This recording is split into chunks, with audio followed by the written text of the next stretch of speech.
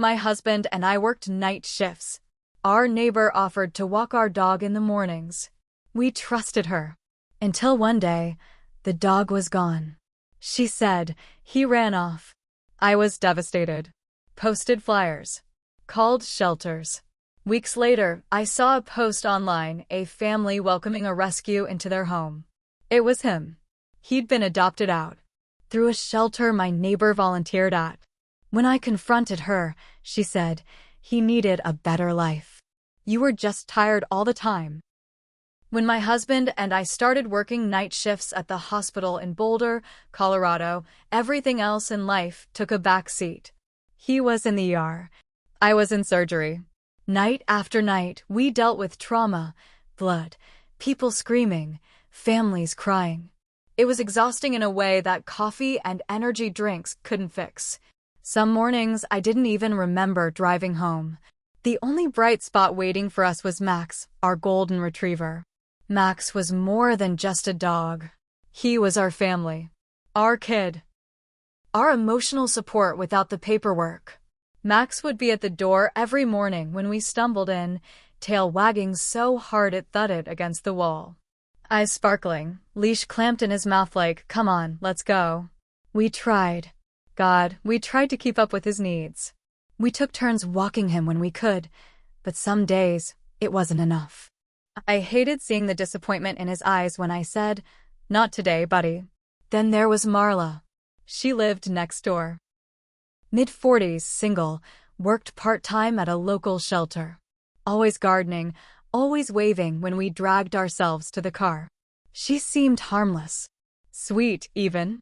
One morning, she caught me struggling to keep my eyes open while trying to clip Max's leash on. She smiled and said, hey, if you ever need help walking him, I'm around. I'm up early. It'd be no trouble. I didn't say yes right away. I worried about trusting someone with him. But my husband and I talked it over, and honestly, we were desperate. We loved Max, but we were running ourselves into the ground. We gave her a shot. At first, it was fine. Good, even. She took Max for walks every morning while we slept. Sometimes we woke up to a little sticky note on the counter. Max loved the park today, or he met a new dog buddy. She even offered to let herself in if we weren't awake yet. Gave her a spare key. It felt safe. Like we had someone helping us carry the weight. Then one morning, everything changed. I woke up and didn't see Max.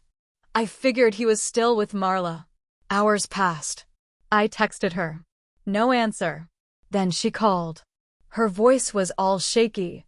I'm so sorry, she said. Max ran off. I tried to catch him. I really did. I remember standing there, still half in pajamas, feeling like the floor dropped out from under me. We spent the next few days in a daze. Searching the woods. Putting up flyers. Posting on Facebook. Calling every shelter within driving distance. I barely ate. Barely slept. Max was gone. It felt like a death I couldn't even grieve properly. Weeks passed. Everyone said the same things. Maybe someone found him. Maybe he's living on a farm. You have to move on. Then one night at 3 a.m., I found him. Scrolling through Facebook, half out of my mind, I saw a post. A smiling family standing in front of a house in Longmont, about 30 minutes away. 2 kids hugging a big golden retriever. A sign that said, welcome home, buddy. Our new rescue. My heart almost stopped. It was Max. Same little scar above his left eye. Same big white patch on his chest. Same goofy, tongue-lolling smile. They had adopted him through a shelter. I clicked on the shelter's tag. It was the shelter Marla volunteered at. I didn't tell my husband right away. I couldn't. I needed to be absolutely sure. The next morning, I drove to that shelter. Walked in shaking so hard I could barely hold my bag. I asked about Buddy. The girl behind the desk smiled and said he'd been adopted 2 weeks ago. Said he was found as a stray. No chip. That's when I knew something was really wrong. Max was chipped. Had been since he was a puppy. We had the records. I left without saying anything. I sat in my car for almost an hour, hands shaking, feeling my whole world spin. Then I drove straight to Marla's house. I didn't even knock normal. I pounded on that door like I was trying to break it down. She opened it, looking like she already knew why I was there. I shoved my phone in her face, showing her the Facebook post. "That's Max," I said, my voice breaking. "That's my dog." She looked down, took a breath, and then she said it. "He needed a better life. You were just tired all the time. You couldn't give him what he deserved." I blacked out from rage. Not literally, but close. I was screaming, cussing, shaking. Neighbors came out onto their porches to stare. She just stood there like she was some kind of hero. I called the police. They took my statement, but it wasn't simple. Marla had turned Max into the shelter claiming he was a stray. No microchip listed. She lied. She filed false paperwork. But now he was legally adopted by another family. The new family loved him. They had no clue he was stolen. It turned into a full-on civil case. We had to prove Max was ours. We hired a lawyer. We brought vet records, puppy photos, even videos showing Max responding to his name. We did a DNA test against his parents, who belonged to a breeder we kept in touch with. The shelter didn't stand a chance against that. It dragged on for almost a year. Marla tried to defend herself. Said we were neglectful. That she rescued Max. She painted herself as some kind of savior. It was sick. But in the end, truth won. We got Max back. Marla? She got fired from the shelter. Was banned from volunteering at any rescue organizations in the county. Word spread fast. Her house went up for sale within months. Nobody in the neighborhood spoke to her again. But it wasn't a clean win. The family who adopted Max? They were crushed. They truly loved him. It broke my heart to see it. But Max wasn't theirs. He was ours. And he's home now, curled up on my feet while I type this. He still looks at me with that unconditional love like he always did. I wish I could say the anger is gone, but it's not. Maybe it never will be. Marla stole something from me, not just Max, but my peace of mind. My ability to trust. I look at Max sleeping now, and I wonder how someone could ever think they had the right to take him away from the people who loved him most. After we brought Max home, things didn't go back to normal like I thought they would.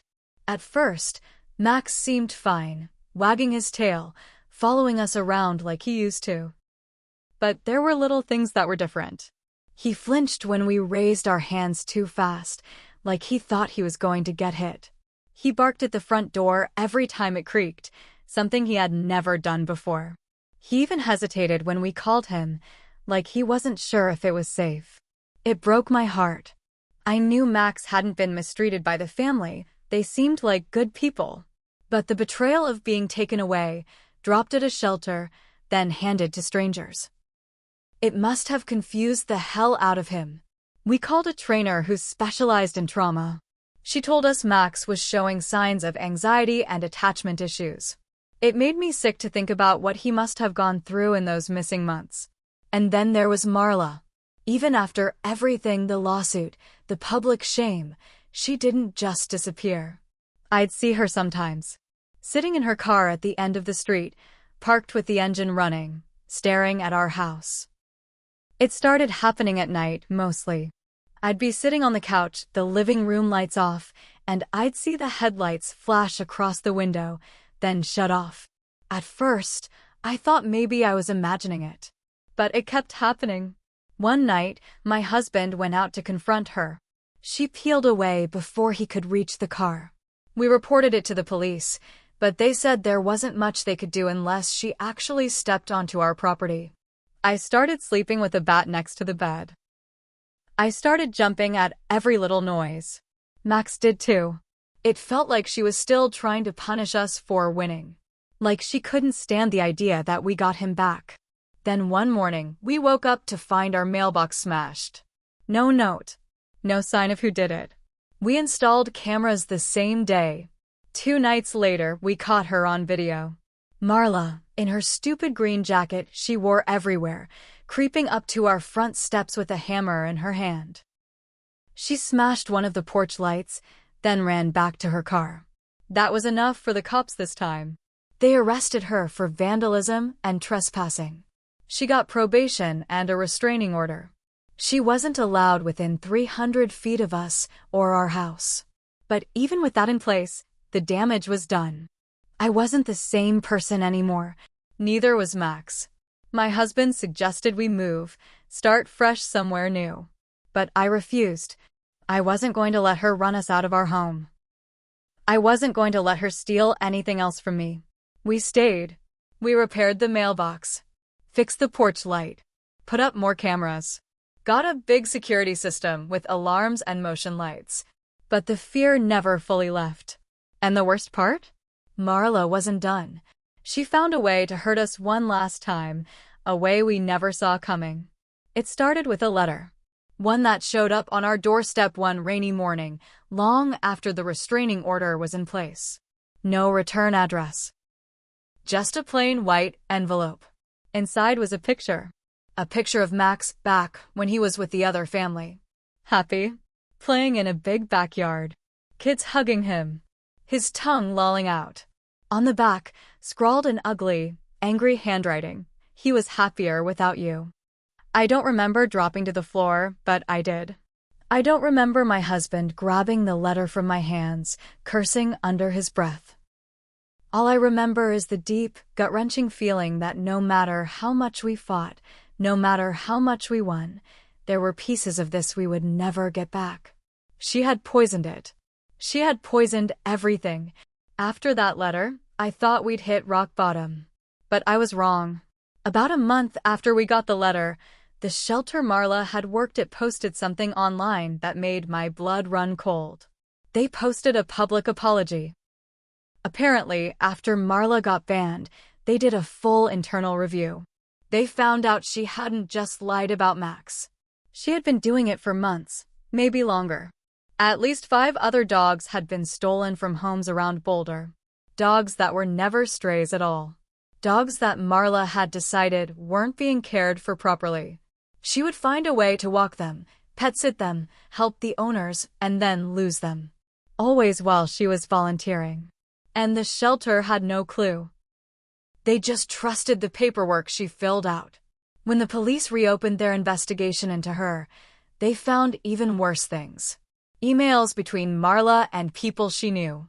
Emails where she bragged about how some people don't deserve dogs and how she was rescuing them even if it meant lying. She even made fake vet records. Fake microchip numbers. All of it. It was so much bigger than us. The local news picked up the story. There was even a short piece on the evening broadcast. Volunteer accused of stealing pets under the guise of rescue. I watched it sitting on the couch, Max's head on my lap, feeling sick. They showed Marla's mugshot. She looked dead inside. No smile. No life in her eyes. At first, I felt satisfied. Then came the backlash. Suddenly we were getting hate online. Anonymous messages. Comments on our social media. Things like, selfish. You took Max away from a happy home just to make yourself feel better. Maybe Marla was right. You don't deserve him. Hope you're proud. You ruined that family's life and yours. I couldn't breathe. I deleted my Facebook. I shut down my Instagram. I made my phone number private. But the damage was already done. The family who had adopted Max, the ones we had to take him back from, went on a talk show. Told their side. Cried on camera. Said they were victims too. Which they were. But it didn't stop people from picking a villain. And to them, it wasn't Marla. It was me. The selfish dog owner who couldn't let go. It made me paranoid. Everywhere I went, I felt eyes on me. Every time someone whispered at the grocery store, I thought it was about me. About Max. There was no escape. One night, a brick came through our living room window. Wrapped in duct tape. A note attached. You don't deserve him. Max freaked out. Barked and cowered at the same time. We called the police. Again. They couldn't prove who did it. Couldn't link it to Marla or anyone else. It didn't matter. The message was clear. Someone out there thought we were the villains, and they weren't going to let us forget it. After the brick through the window, something in me snapped.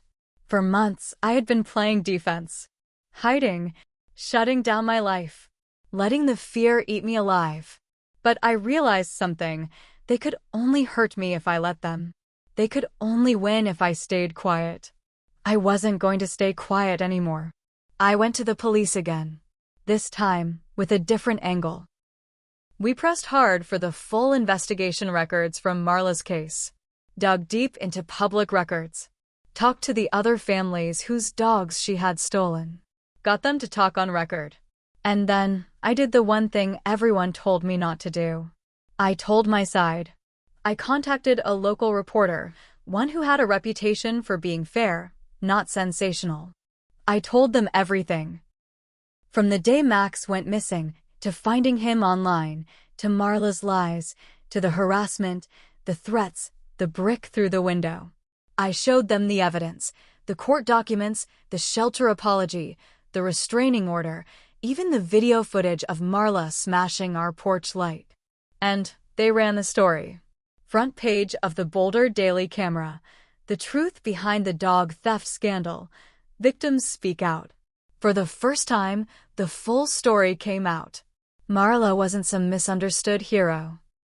She was a liar, a thief, a woman who played God with people's lives and hearts because she thought she knew better. And me? I was just someone trying to get my family member back. The public opinion started to shift. People apologized, sent kind messages, left flowers on our porch.